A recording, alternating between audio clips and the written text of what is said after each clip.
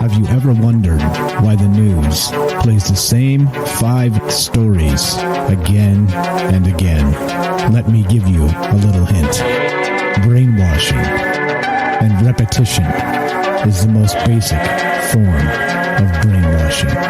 Join me as we look at the news cycle and talk about why the mainstream media is so gutless and afraid to report the truth.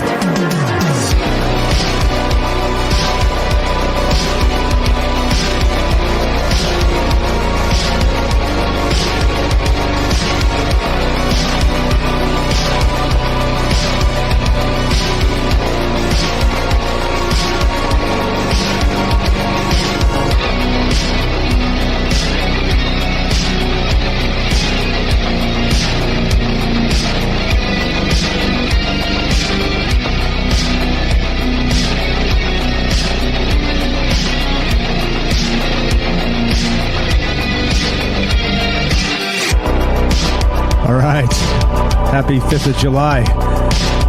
Welcome to Troubled Minds News. Let's get this microphone situation situated. And what's up, guys? What's up? Happy Monday. And like I always say on Monday, don't get too down because, well, Friday's just around the corner. What's up? I hope everybody's doing well. And this is the show we call Troubled Minds News. And I'm your host, Michael Strange. And we talk about the news here. And not just the news, really, more like the conspiracy that is the news. And what I mean by that is, of course, that we have a situation with a dishonest mainstream media. And, as a result of that, it's important to point out when they're lying, which is all the time, all the time. And it's also important to point out what might actually be considered real news anymore. And so that's what we do. We get together on Mondays and Fridays, and we talk about this in particular, the conspiracy that is the news.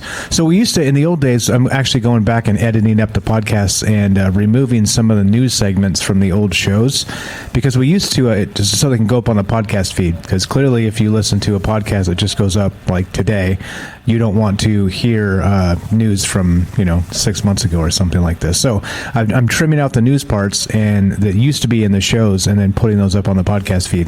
So clearly this we used to do a news segment on Troubled Minds Radio, and it just got larger and larger, and so it turned into its own show at some point. So that's what we're doing here. We're here talking about this stuff, and these do go up on the podcast feed as well, so they'll all be on the same feed, and you can find all that information at troubledminds.org.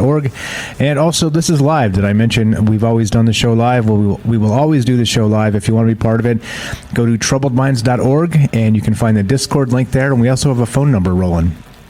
And that number, of course, is 702-957-1037. And give us a call at any point, and we'll put you on the show. We can talk about the news or any of this other stuff.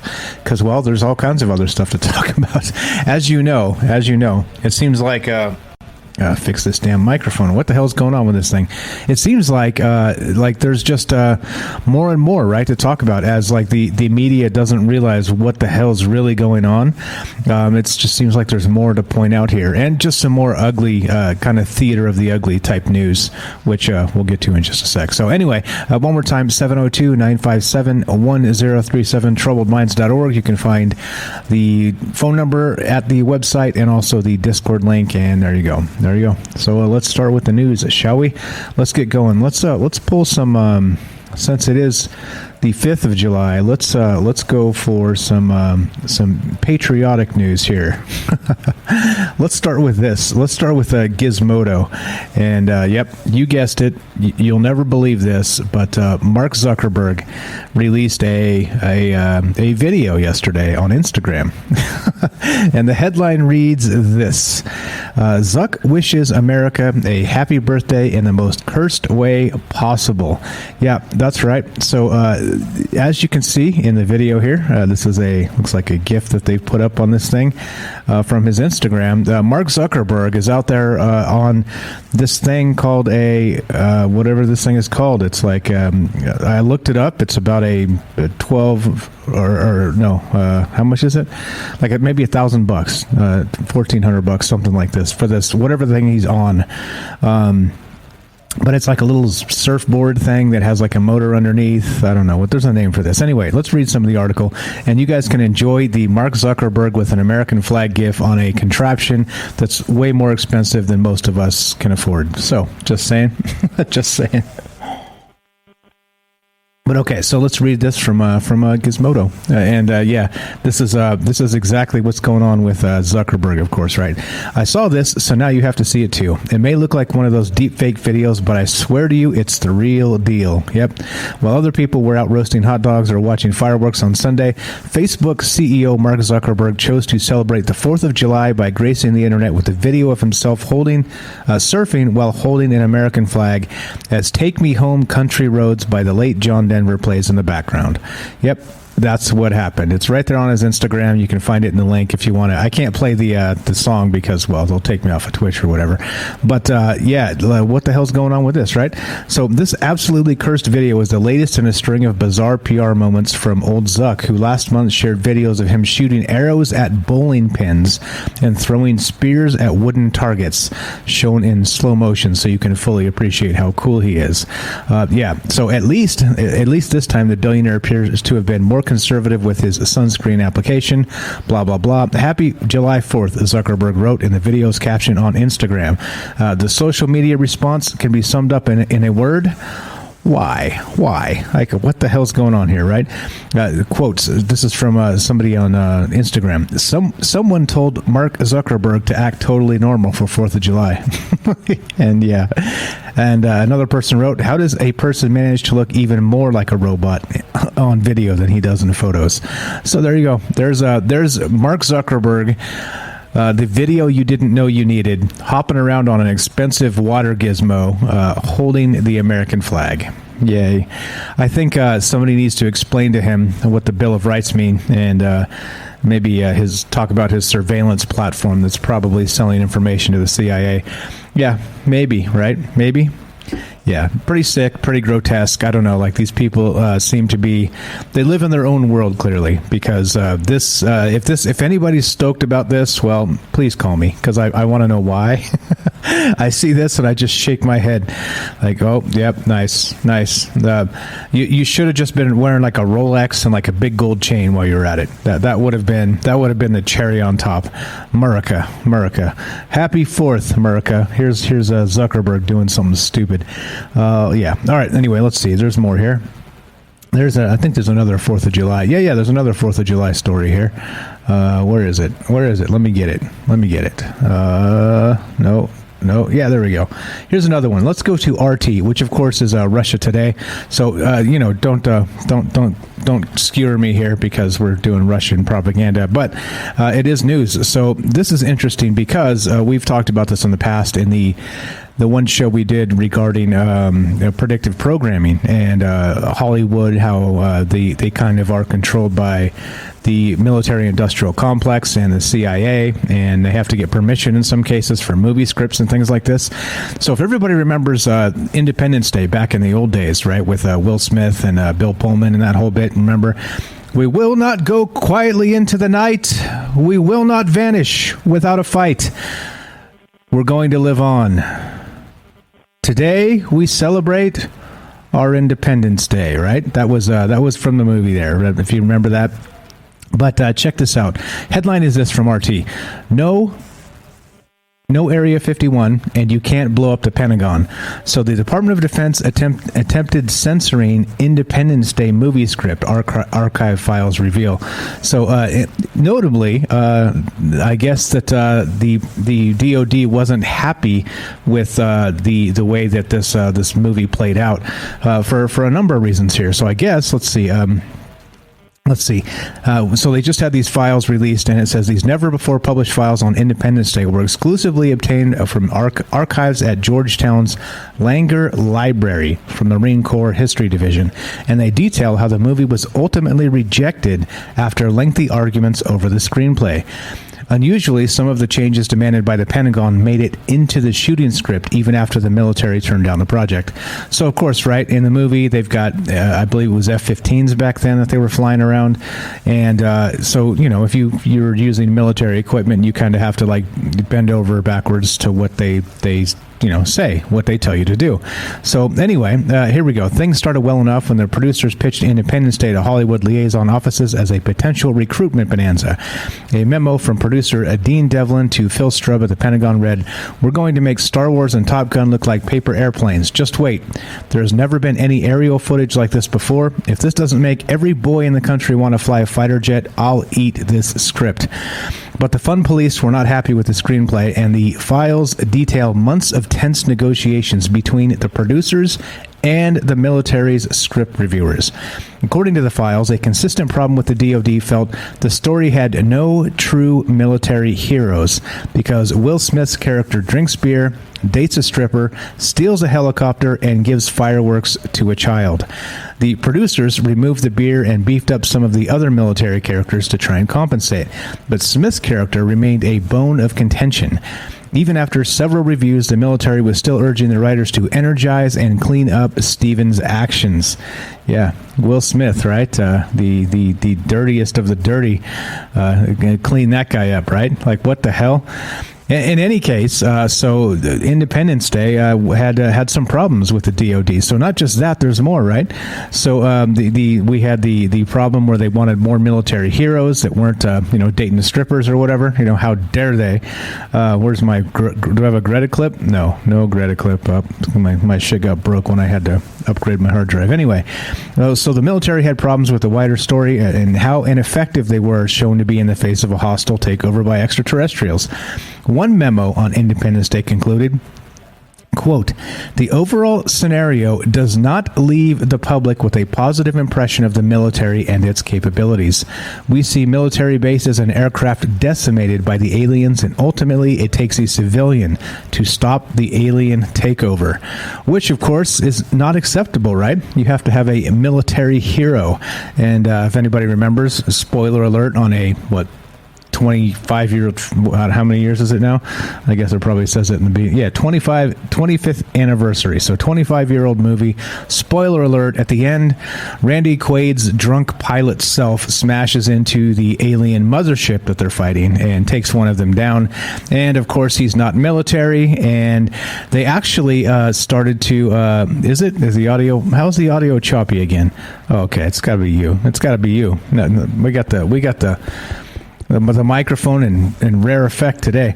No, I'm just kidding. All right, so here we go. So the military also had problems, right? They didn't want to see that. In one version of the script, the files reveal Randy Quaid's alcoholic crop duster saves the day by drunkenly flying his crop dusting plane into the giant UFO, right? With his actual crop dusting, old school piece of crap plane. He's supposed to fly out of nowhere because in the script, they actually, when the movie came out, they allowed him to fly an actual F-15 because they were short on pilots. But in the original, they turned him down because he was drunk and said, nope, no chance, you're not going up with us. And then he shows up anyway in his little red crop duster and destroys the aliens. But you can't have that because clearly if a civilian saves the military with just a red crop dusting plane, it makes the military look like a bunch of bozos, doesn't it? I think so. So, well, and this is what I mean, right? This is the world we live in where everything is public relations, everything. And so if you're going to use military equipment and have cooperation from the DoD in any capacity, you have to basically do what they tell you regarding their script demands. And so, of course, right, propaganda, censorship, all the things we always talk about China, right? About us, of course. China's not the only ones. But so then when these movies go to China, they even have to be vetted by the Chinese CCP to kind of trim out the things that may be not so flattering to China itself. So anyway, interesting that this is one of those weird things that you kind of really don't think about when you go see the movies, right? You just want to have a good time and be left alone from all the propaganda and all the other BS that you see on TV. However, they jam it in there anyway. And so among some other things in this article, if you want to read it, I encourage you to, they talk about they didn't want Area 51 in the movie at all because they were tired of hearing about aliens at Area 51, so they didn't want to push that myth forward, so they said. And then another one is in the movie, the original script, they tried to blow up the Pentagon, all right? And the DOD was like, nope, we're not doing that. We are not blowing up the Pentagon. You have to remove that from the script. So you see, things like this, they did the Area 51 anyway. It was like screw you, it's central to the movie, we're going to have to do this. But they didn't, if you remember, they did not blow up the Pentagon. They blew up the White House, which I guess is acceptable if you're the DOD. Go ahead and blow up the White House, but not the Pentagon, right? So the aliens did blow up the White House, and there was an escape and all the rest of that. So anyway, I think it's interesting and funny and a little bit tragic as well that this is what goes on in Hollywood, and they have to ask permission if they're going to get any cooperation from the government at all about what they can do. So yeah, if you think this isn't going on in the world we live in, well, it is. It is. All right, let's go to space.com. Space.com. What's up, guys? This show's live, 702-957-1037. Phone number's up, troubleminds.org. Click the Discord link. Get your ass in here. What do you think about how was the 4th for everybody? Did everybody celebrate? We just stayed home and barbecued, and it was all good. But that's like most weekends for me. I'll stay home and barbecue, and it's all good. Take the dog out and play some fetch, and it's good. America, right? Absolutely. It was a good time for me. I hope you guys had a good weekend. All right, let's go to space.com. A strange signal is coming from the Milky Way. What's causing it? Dun, dun, dun. Let's see. On April 28th, 2020, 2 ground-based radio telescopes detected an intense pulse of radio waves. It only lasted a mere millisecond. But for astonished astronomers, it was a major discovery, representing the first time a fast radio burst had ever been detected so close to Earth. We talk about these fast radio bursts from time to time on this show because they seem to be news, don't they? They seem to make the news. So this one in particular was located just 30,000 light years from our planet. Now, the event was firmly within the Milky Way, and it was, to all intents and purposes, almost impossible to miss. The Canadian Hydrogen Intensity Mapping Experiment, the CHIME, and the Survey for Transient Astronomical Radio Emissions, the STARE2, certainly had no problems picking it up. Chime wasn't even looking in the right direction, and we still saw it loud and clear in our peripheral vision, said Kiyoshi Masui, assistant professor of physics at the Massachusetts Institute of Technology. STARE2 also saw it, and it's only a set of a few radio antenna literally made out of cake pans. Cake pans. There you go. Cake pans. Did you know they had radio antennas made out of cake pans? I didn't. Anyway, until that point, all fast radio bursts have been observed outside our galaxy. They've been billions of light years away, making them a lot harder to study, said doctoral candidate in physics Pragya Chawla from McGill University in Canada. April 2020's discovery was also notable for being the most energetic radio blast that astronomers had ever recorded in the Milky Way. But what made it most exciting is that scientists are now closer to determining the origin of fast radio bursts than at any point since they were first discovered.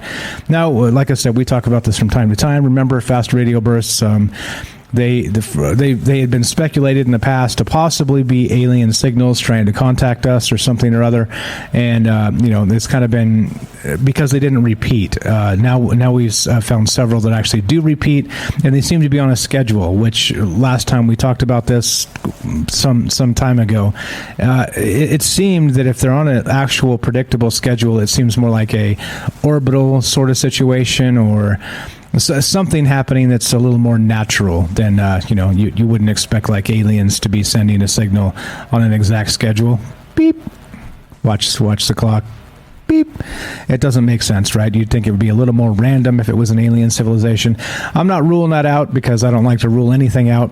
So instead, we'll keep an eye on this as it develops. But what do you think these fast radio bursts are? Some have said they're magnetars and other things. But some space, deep space type of situation going on here with just a huge releases of energy, let's say.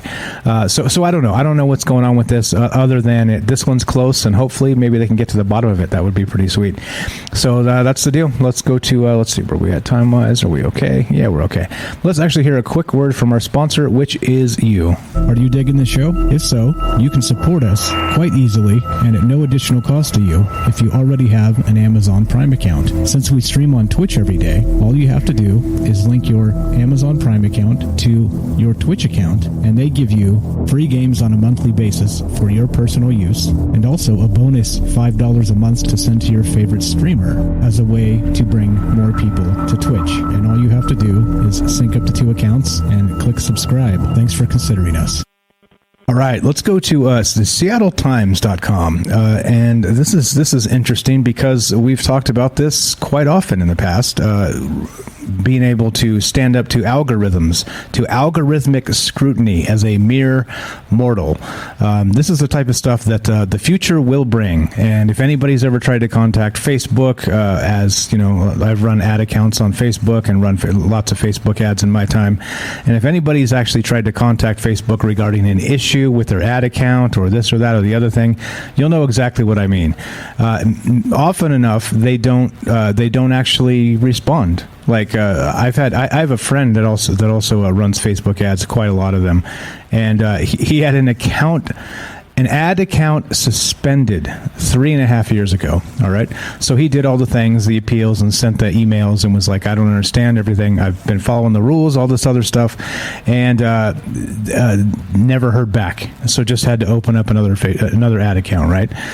Jump through some hoops and open up another ad account. But then, no shit, 3.5 years later, they send him an email that says, "Oh, sorry, it was our error," and they reinstate his ad account 3.5 fucking years later. Can you believe that? Now this is what I'm talking about, with not just full spectrum algorithmic control. It also allows them to act like assholes and not really have to, be transparent and back up their products. And that's what I mean when you're trying to file an appeal to Facebook or other places. Try Google for AdSense. I've had one of those banned as well. Once they determine that whatever it is they've decided is it, you don't get appeals. You don't, there's nobody to speak on your behalf because they just smack it down and ignore your email, and that's that. It's a wrap.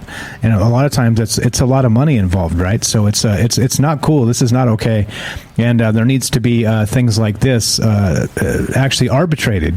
I mean, I hate to say that we need more red tape, but for crying out loud, shit like this happens, or that 3.5 year ad account. That's ridiculous. That's literally ridiculous. Anyway, here we go. This is from Seattle Times. Fired by bot at Amazon. Quote, "It's you against the machine." Stephen Normandin spent almost 4 years racing around Phoenix delivering packages as a contract driver for Amazon. Then one day he received an automated email. The algorithms tracking him had decided he wasn't doing his job properly. The 63-year-old Army veteran was stunned. He'd been fired by a machine.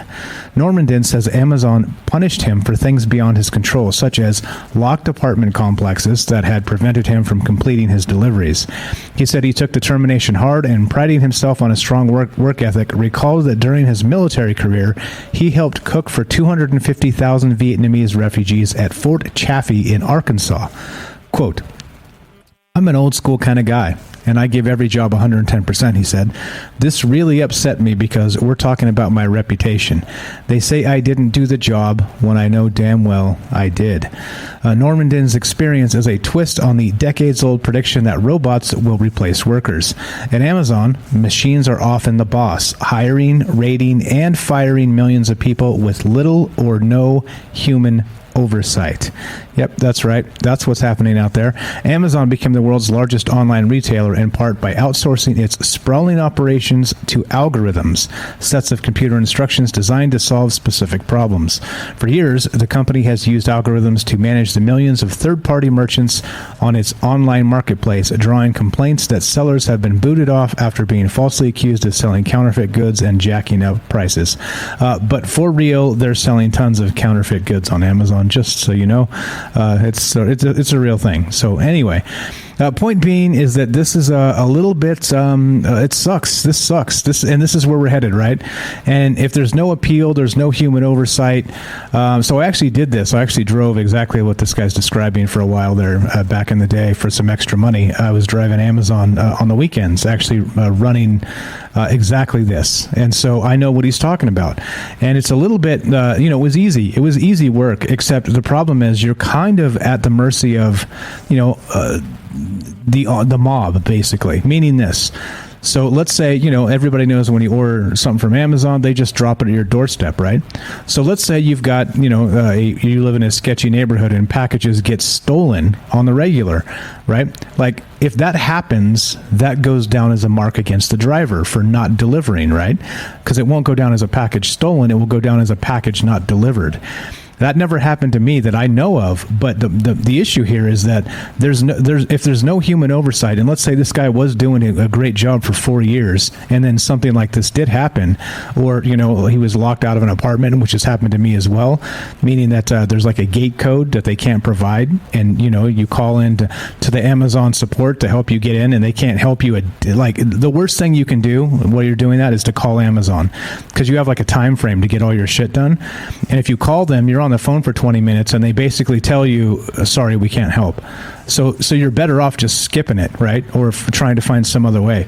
So I would actually spend time waiting by the gate sometimes for somebody to just drive in, and I just follow them in, right?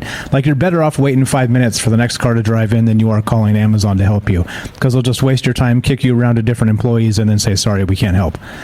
You see, but this is your algorithmic future where nobody gives a damn, and you're at the mercy of algorithms, and it's not cool. This is not okay.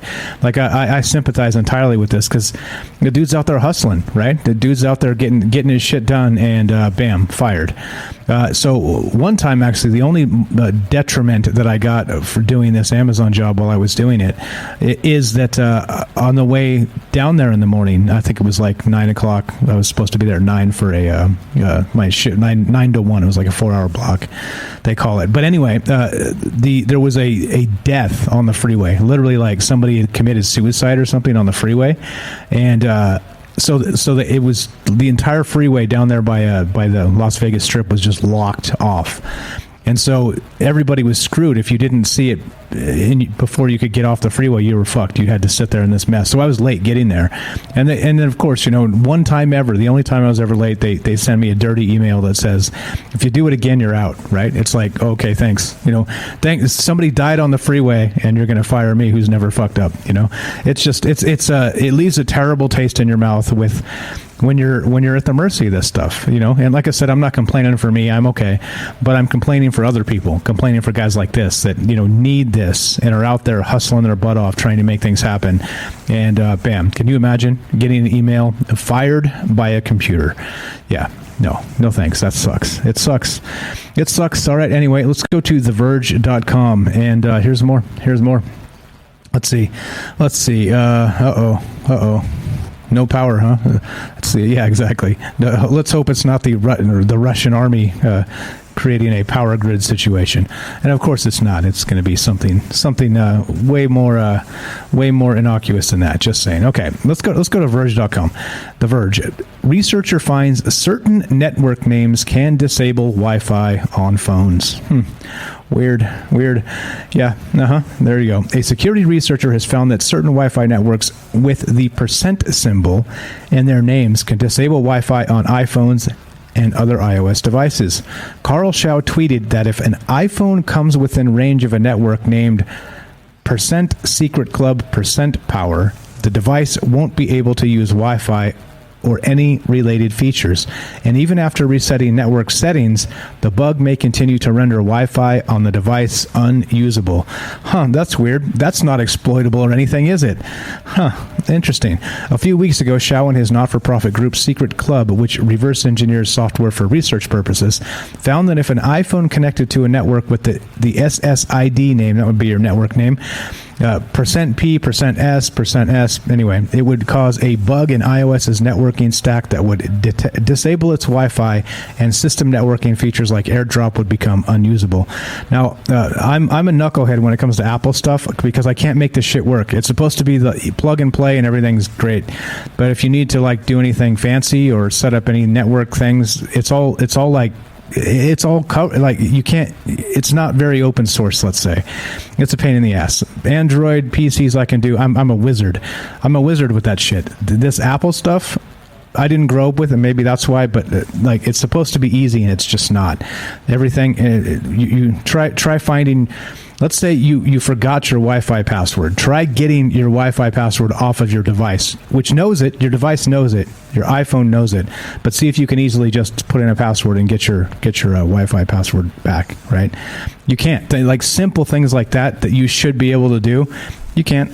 You can't. I mean, clearly you can log into your router and some other. There are other ways, but let's say you're at somebody else's house, and you're trying to help them, which has happened to me quite often with, people. Oh, I screwed up my password and I can't, Like there's simple things you should be able to do with an iPhone and you can't. It's anyway. So maybe I need tech support from one of you guys. But anyway, here we go. So if you put a % in the Wi-Fi actual name of the network itself, it can disable iPhone Wi-Fi entirely. So not just kind of stop it from working immediately. Also, rebooting and refreshing the network settings doesn't really fix it. So there's a problem, right? There's a problem. There's a big problem there. So it sucks. It kind of sucks. That's why I'm not a fan of Apple. It costs 3 times as much and it's like twice as hard to work. Like I just don't see the appeal. I'm sorry, I just don't. Anyway, so there we go. There's my Apple rant for the day. Let's go on. Let's go to CNBC, and this is welcome to your sustainable future. Actually, before we do this one, let's take a quick break. You are listening to Troubled Minds News. I'm your host, Michael Strange. Don't go anywhere. More news after the break. Okay, welcome back to Troubled Minds News. Let's get back to this. This is from CNBC.com. Headline is this: Bezos, Gates back fake meat and dairy made from fungus as next big alt protein. And there it is. There's your actual sustainable future. When you look to these technocratic nice guys, let's say, this is what we get. We've talked about here's your handful of crickets in your tiny home. Welcome to your sustainable future, right? While Obama is living the high life in his Martha's Vineyard mansion right on the water, no less, of all places, right? You figure if the sea level rise is going to be a thing in the next several decades, that maybe Obama wouldn't have bought a house on the water. Weird, right? Do you think that's weird? I think that's super weird. But I digress. Here we go. Let's go back to the article here. Speaking of your sustainable future, as consumers become increasingly comfortable eating faux meat burgers that look, cook, and taste like the real thing, a food tech startup backed by Jeff Bezos and Bill Gates is using fungus as the primary ingredient to create alt meat foods. Nature's Find, FYND, based in Chicago, has raised $158 million in funding from investors including Bezos, Gates, and Al Gore. The company's meatless breakfast patties and hamburgers, dairy-free cream cheese and yogurt, and chickenless nuggets are scheduled to hit grocers' shelves later later this year. Yeah. The alternative food sector skyrocketed in 2020, growing U.S. retail sales 27% and bringing the total market value to $7 billion. According to the Plant-Based Foods Association, the PBFA, a trade group comprising more than 200 member companies. Meanwhile, shipments of alt-protein products from food service distributors to commercial restaurants rose 60% year over year in April, according to research firm NPD Group. All right, now, you tell me, alt proteins. Does that sound? How does that sound? An alt protein. It's bad enough that they process the shit out of the meat we're already eating, but now think about it. If they're going to replace it with this fungus or the handful of crickets or mealworms or the shit that we're always talking about them forcing us to eat, how much processing do you think goes into that? Right? I mean, if we're talking about processed food being the main culprit of cancer and things like this, what about this? Now they want us to switch over from regular meat, right? Butchering animals, right? Which again is horrific. I know they do some really terrible things when they're doing these. It's not humane at all, and all, et cetera, so on, right? I mean, you're butchering animals for crying out loud. But then we have this other business where they're like, well, by the way, we're going to have this alt protein, and we're going to put all these chemicals and shit in it. Now, here's the craziest part, right? They could probably get away with doing something like this and making it so it's not. What would you say? So it's not as bad for you, right? But what they do, of course, think about it, is they're trying to make things that aren't meat taste and have the texture of meat, right? The color, the texture, things like this. And so what they do is they put in a bunch of like ridiculous chemicals and shit, right? To make these things happen. Food dye, all kinds of other crap that shouldn't even be in there in the first place. If you're going to eat some damn fungus, eat some damn mushrooms, right? And you're good to go. Eat some blue cheese, right? But you see what I'm saying? That's not processed. This is going to be like triplicate process because they're going to try and make it actually taste like chicken nuggets or whatever the hell it's supposed to taste like, right? So you see, it's basically going from one terrible thing to another terrible thing, except probably the second terrible thing, which is this, is going to be so processed that you're going to be eating stuff that's not good for you. Nothing burgers. What's up, Helena? Nothing burgers. There you go. 40s. We'll file this under how could this go wrong? And so not only that, I've seen, I don't know how true this is, so don't quote me on this entirely, but I've seen that these Beyond Burgers and the Impossible Burgers and shit like this that's already out there has high levels of estrogen in them. And I don't know if that's true. I'll have to look into that to verify it. But, you know, it could be just a smear on the industry. But things like this, right? Like you don't know exactly what they're putting in this, you know. I don't know. Like I said, I love animals. I'm not for just butchering more animals. I don't think that's the way here. I think there are answers to these problems we have, and they are problems. We have billions of people on this earth, and trying to feed them all is a challenge. And then two, trying to feed them all with something like this becomes, I don't know. Yeah, synthetic can't be good to eat. Exactly right, says Helena. What's up, Hell21? How are you? Let's see. Jay says 70 mile down here, man. The show must be I don't know. I don't know. I have no idea. Let's continue, shall we? There's more. This is from ScienceAlert.com. Just trying to read the chat, and I'm doing it poorly. This is a Science Alert. New orbiter has caught glorious images of eerie alien auroras on Mars. Check this out. This is pretty hot. We just got our best views yet of an eerie alien aurora on Mars. Now, if you're looking at the pictures here, let me we'll put this up in another tab. Oh, make it big. There you go. All right. So you see the bright side is the day side of Mars. The dark side is the night side, obviously. But then inside Mars itself, there's these weird little anomaly type things, which are supposedly alien auroras, right? Which are kind of in this green hue, I think, because this is what is this? Anyway, let's read the article. So here we go. Oops, that's too big. That's just way too big. All right, let's go. The United Arab Emirates Hope orbiter, which arrived at the red planet earlier this year, uses its ultraviolet spectrometer to catch glowing structures of glowing atomic oxygen high up in the Martian night sky. Quote, the full set of data collected during these observations include far and extreme ultraviolet auroral emissions, which have never been imaged before at Mars, said UAE Space Agency in an update to the HOPE website. The Martian aurora is both like and unlike the aurora seen here on Earth. It's unlike in that the Mars... I wrote this. This article is terrible. Don't they have editors? What the F? The Martian aurora is both like and unlike the aurora seen here on Earth. It's unlike in that Mars's aurora has yet to be seen in a spectrum visible to the naked eye. So far, only instruments that can see across ultraviolet wavelengths have been able to make them out. However, they are generated in the same manner as Earth's auroras. Particles from the solar wind streaming through space enter the Martian atmosphere and interact with gas in the upper atmosphere. Oxygen in Mars' case, the resulting ionization causes the oxygen to glow. And so there you go. I think that's pretty neat looking. And check it out. Actual Martian auroras. And there's another version there. Yeah. Pretty neat stuff. Talk about looking weird, right? I think that's looking pretty weird. So anyway, let's continue, shall we? This is from MS Power User. Yeah. The MS Power User. We talked about this back in the day. Actually, I don't know if we actually talked about this on the show. Frank and I talked about this a long time ago, and it may not even have been on a show, one of our off-the-air rants. But here's the thing. MSPowerUser.com reports this.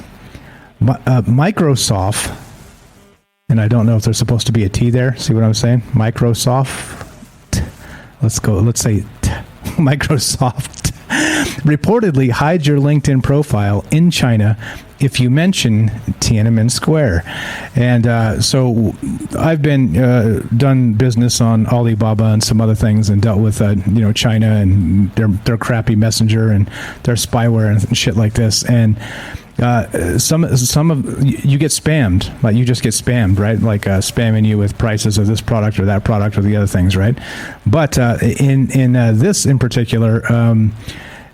So point being, the reason I brought that up is because if you're getting spammed from a particular, let's say, merchant from Alibaba or something, and you don't want them to spam you, you could actually just paste in the characters, the Chinese characters that spell Tiananmen Square massacre, and they ban themselves.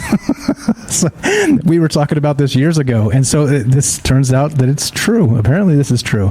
I thought it was more of a we did it back in the day, and it was funny, but maybe not so funny because maybe these people got picked up and thrown in the gulag for all I know. But here we go. Microsoft, it is with a T. Microsoft has recently gotten into hot water with the extent of cooperation with Chinese censorship campaign. Extent became evident when they accidentally censored Bing image searches for the Tiananmen Square tank man worldwide instead of just for China. Now another element of this self-censorship became apparent when cybersecurity researcher Kevin Beaumont revealed Microsoft's LinkedIn hid your profile from Chinese searchers if you mentioned Tiananmen Square in it. OffSec tip. This is from Kevin Beaumont and on Twitter. If you don't want to be phished via people in China on LinkedIn, add Tiananmen Square to your interests and your profile automatically becomes invisible in China after a few days. Reportedly, LinkedIn will send you a letter warning you of this action before you do this, allowing you to self-censor and remove this mention first. Yeah, there you go. So I thought it was interesting to note that apparently somebody has actually cataloged this out in the wild, really happening. And so if you do that, then they're going to censor you. And so not only that, so we have let's see, where is it? We got more censorship here, but there's an article that I have that actually fits this almost perfectly. All right, so let's go. So that's China, right? Microsoft, LinkedIn, and China, all right, with censorship. But here's some more. So this is from IndiaBlooms.com, and they're talking about Chinese students going to school in Australia. Now check this out. So Beijing threatening academic freedom of Chinese students in Australia, says HRW report. And yes, Australian universities have failed to protect the academic freedom of students from China and of academics who criticize the Chinese Communist Party, Human Rights Watch said in a report released recently. Pro-Beijing supporters and the Chinese governments have also harassed and intimidated those who express support for democracy movements. So students are broadly aware that such surveillance takes place, leaving them fearful. Many alter their behavior and self-censor to avoid threats and harassment from classmates and being, quote, reported on to authorities back home. Quote, Australian university administrators are failing in their duty of care to uphold the rights of students from China, said Sophie McNeil, Australia researcher at Human Rights Watch and author of the report. Australian universities rely on the fees international students bring while turning a blind eye to concerns about harassment and surveillance by the Chinese government and its proxies. The universities should speak out and take concrete action to support the academic freedom of these students and staff, the report said. So yeah, not only is China spying like crazy on their citizens inside China, when their students go abroad, they are also not only spying on them, they are encouraging them to rat each other out back to the motherland or the homeland or whatever the hell it is, right? Back to the establishment, the CCP.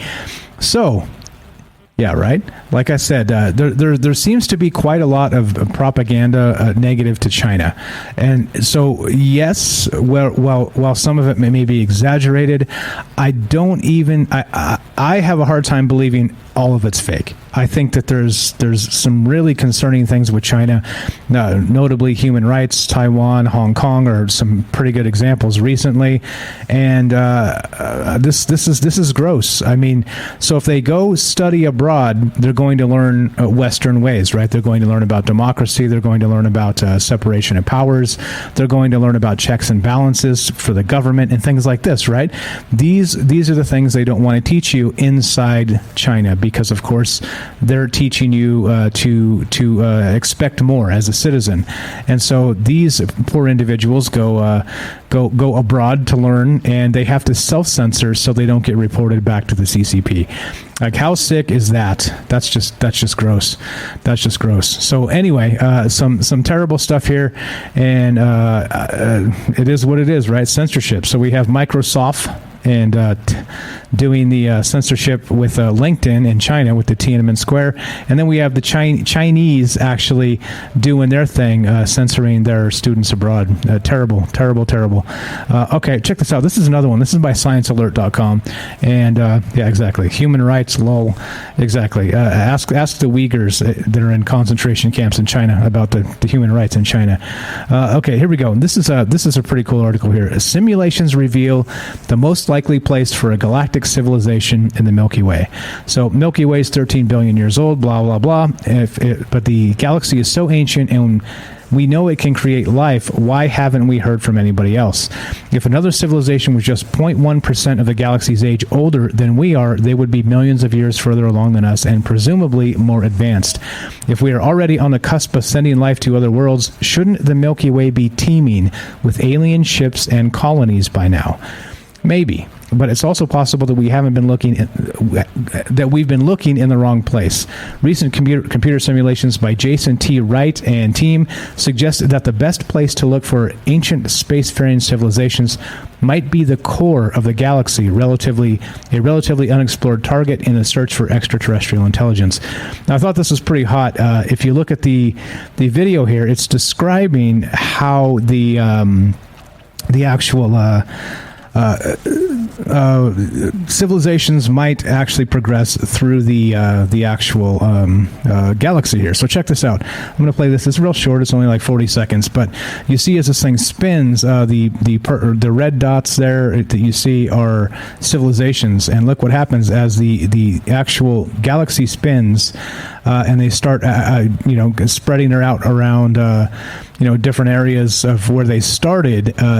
Look what happens as it spins. It kind of brings them closer and closer to the center as they sort of branch out and start looking in other areas of, to explore the cosmos per se, right? So you see, once they start actually populating many of the places around themselves, it ends up becoming much easier to become a spacefaring civilization with basically because of the saturation of time to travel between the center and the edges of the galaxy. So I think it's pretty sound. It makes sense that if you're going to find any kind of spacefaring civilizations, they might be right in the center somewhere. So anyway, pretty cool stuff. Nice little simulation. I'm usually not a fan of computer simulations, but this one seems to make a lot of sense. And of course, it's speculation style. So what can you do? It's fun to speculate on where the aliens are, and I think this is a great way to look at it. That if it kind of just spins further and further, and look at the middle. Once they get to the middle, they just start populating planets and systems like crazy. So it stands to reason that this is a legitimate test, in my opinion. But what the hell do I know? Let's continue, shall we? New York Post.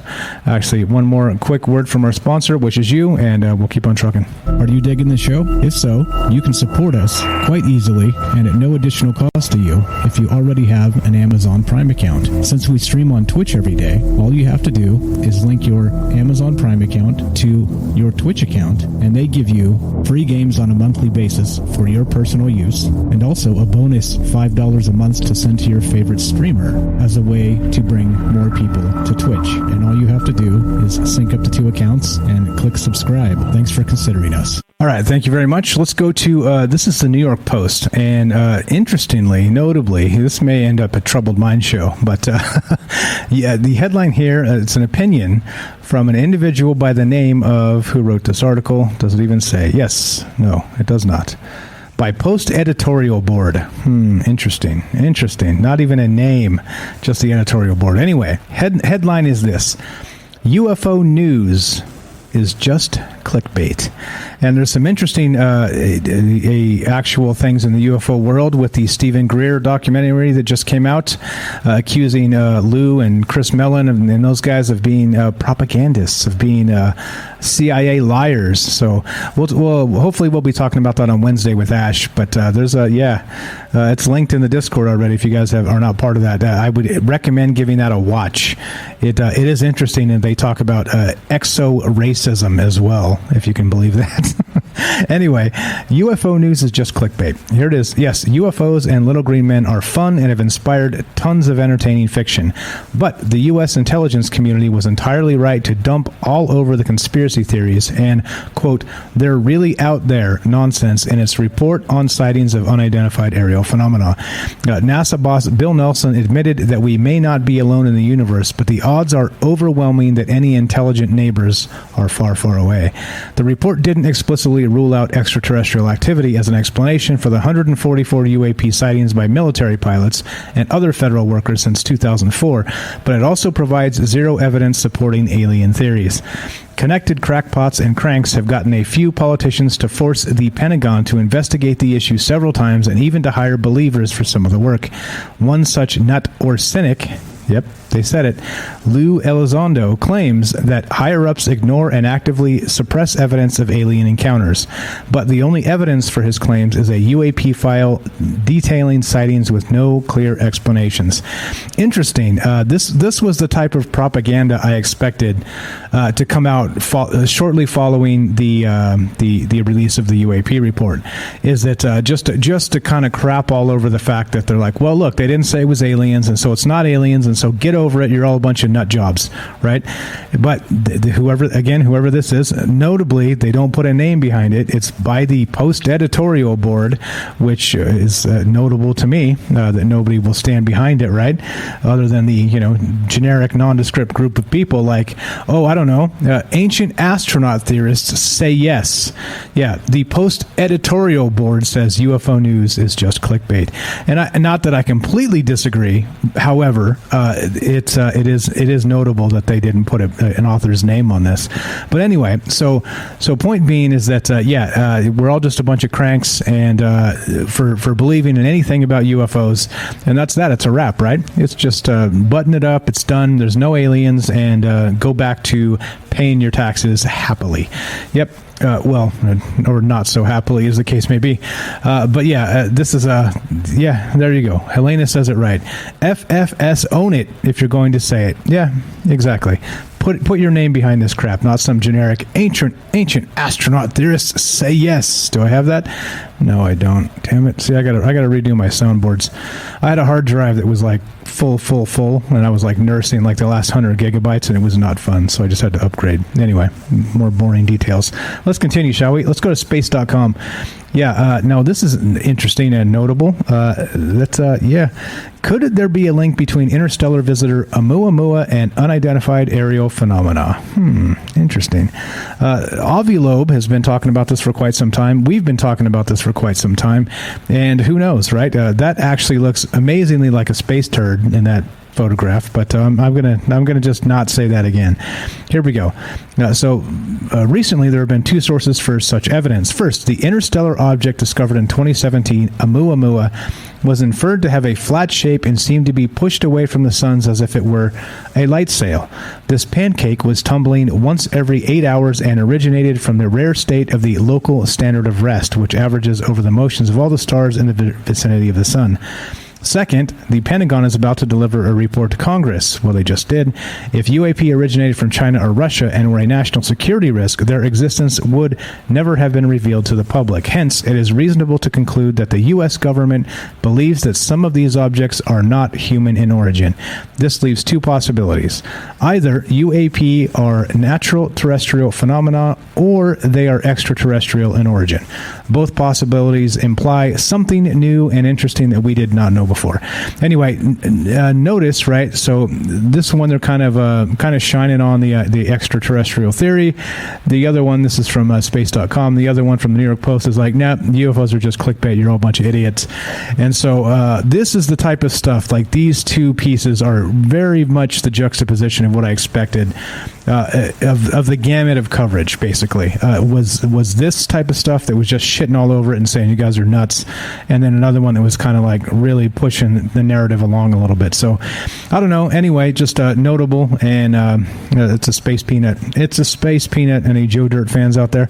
All right, let's go. There's more. This is from EFF.org, packed full of news today because there's tons of news to talk about today because, well, that's just the way we roll. All right, EFF is the Electronic Frontier Foundation. And I've been saying this for quite a while now, and I think this is where the future lies in legislation. If we have an honest anything, I think this is important to note that now is the time. Tell Congress to ban federal use of face recognition. Yeah, right? Yeah. Now, here we go.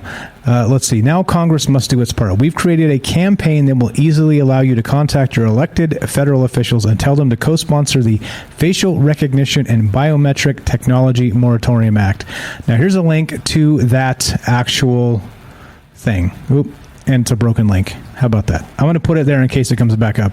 But they're actually trying to get people to contact Congress as part of this. There's a take action button here. You got both links. Please fill this out.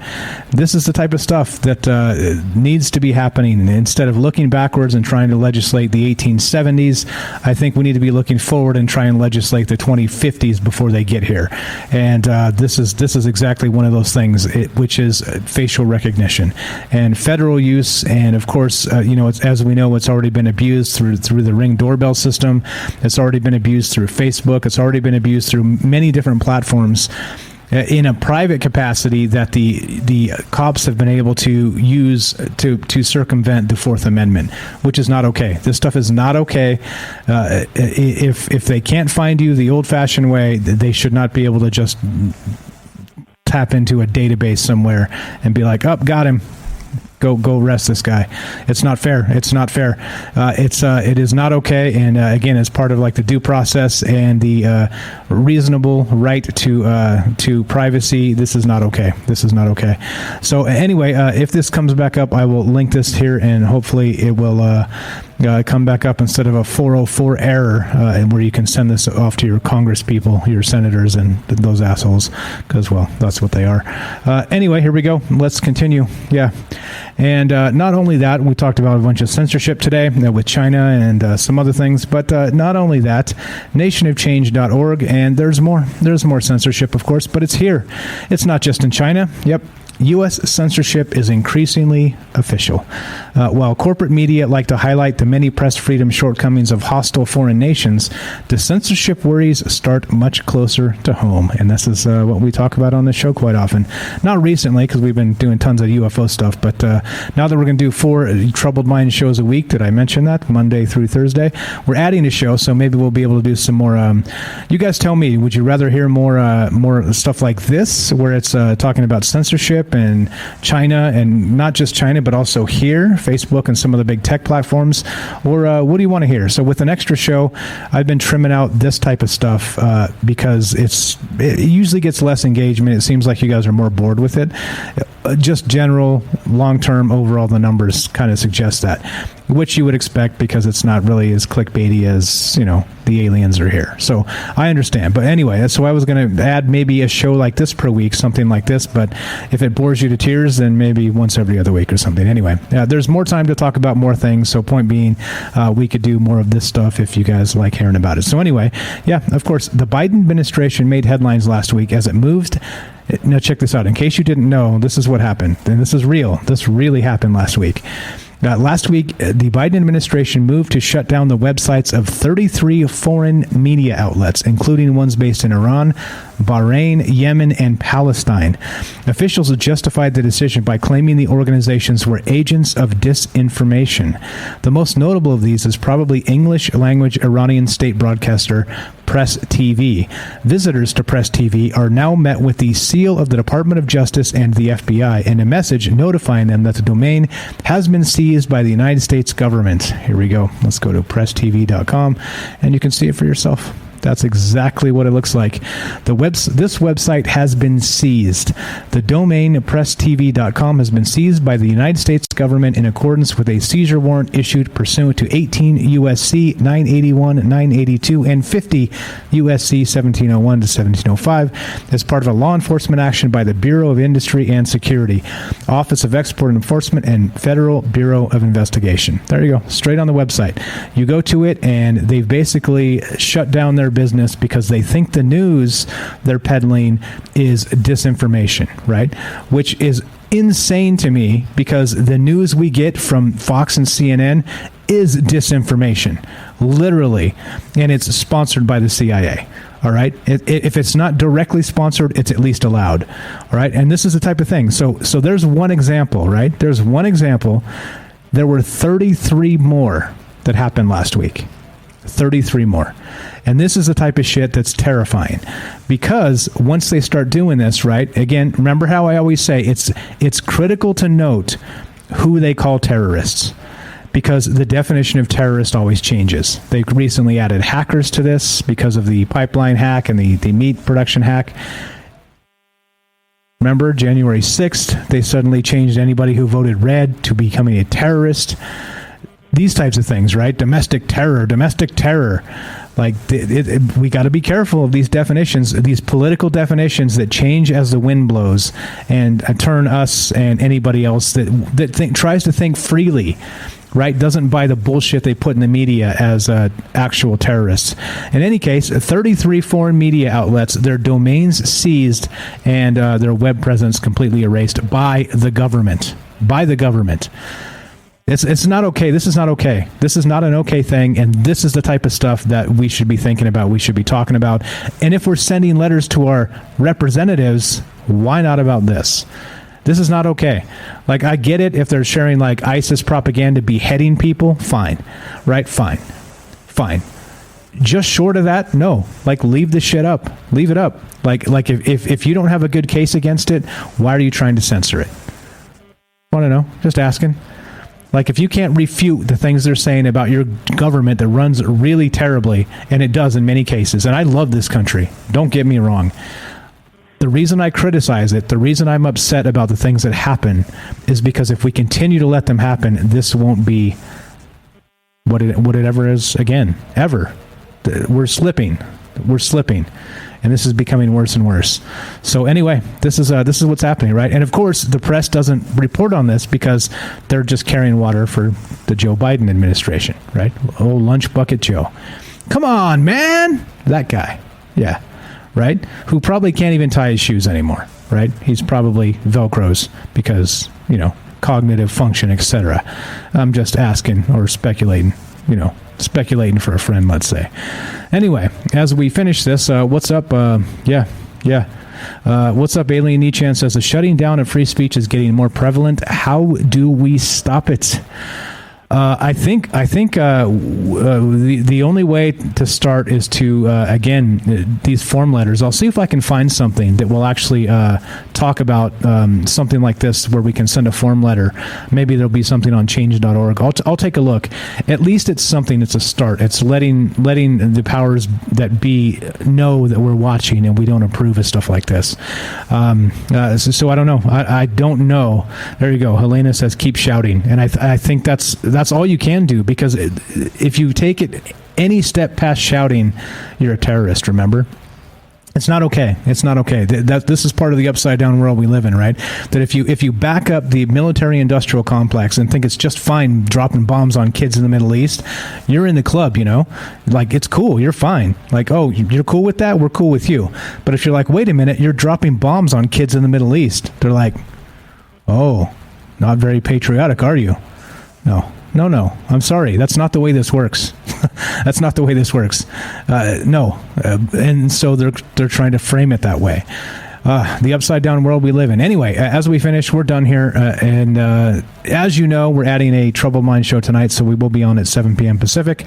Let me do the quick outro here with what we're doing, what we're talking about. If anybody out there can help me find a form letter, maybe on change.org for this press censorship or any of the rest of this, that facial recognition one, I'll take a look after we're done here and see if I could share it a little bit later tonight on the show. But this stuff is horrific. This stuff is not good, and this is why we talk about these things, because, like I said, they protect the powers that be. They protect the establishment, and even when things are broken AF, when they're just beyond recognition, there's issues that we need to address. They continue to keep making it hard. Keep making it hard.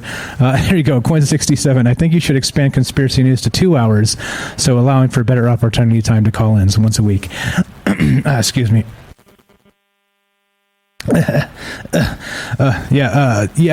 Well, hours and more hours and more hours. There's a lot of hours behind the scenes too, so it's hard for me to pack more hours in. But you do get one more Troubled Mind show. So here's what we're going to do tonight, just to give you a heads up before we start on that. Probably we're not going to go the full 3 hours, just because we have this show today as well. So what I'll do is I'll do the 2 hours on Fringe, and we'll do like an extra 30 minutes. We'll basically go until we get no more calls. And if we don't get calls on the second after we're off the radio, then we'll just end it kind of early-ish. So it's up to you. If you guys want to go as long as we need to go, then you guys will call. If you don't, then there's no pressure on me to like dance for a third hour with nobody calling, because that's when the pressure starts to mount, because I've usually said the things I needed to say by then, and it's kind of tap dancing. So that's what we'll do for tonight, just because we already had this show. I don't want to do like a 5-hour marathon sort of situation. So that's what's up. So we'll end it a little bit early. We'll keep taking calls until calls dry up, and then we'll finish the show tonight. Just so you know, just so nobody's angry that we finished early. So anyway, but if you keep calling, we ain't gonna finish. All right, what's up, guys? Let's see. Thanks everybody for subbing up. I appreciate that. Thanks for the gift subs there. 40s AM. Thanks everybody for hanging out and listening to this. And let's don't forget Troubled Minds tonight at 7 p.m. Pacific. Here we go. Let's play the Star Wars Crawl outro. Again, I haven't updated this. If I missed anybody or if I mispronounced your name, let me know and we'll correct it, and we'll keep it trucking. Let's play this.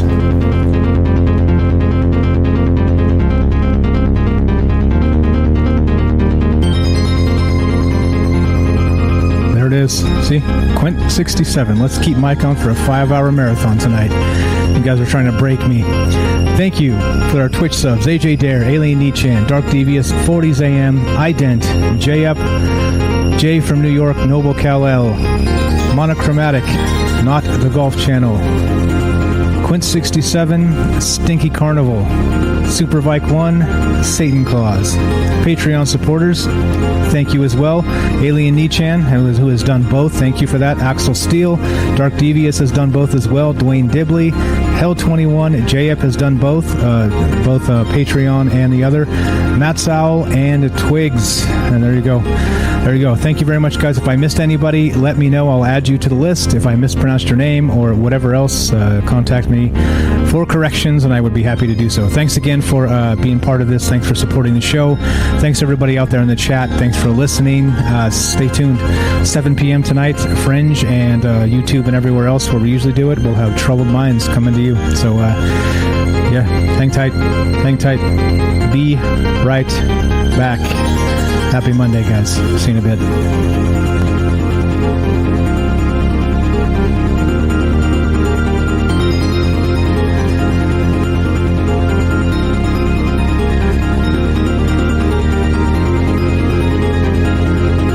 Also, Large Marge, 2 months with Twitch. Sorry about that.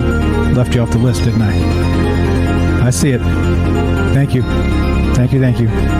Thanks, guys. We'll see you tonight.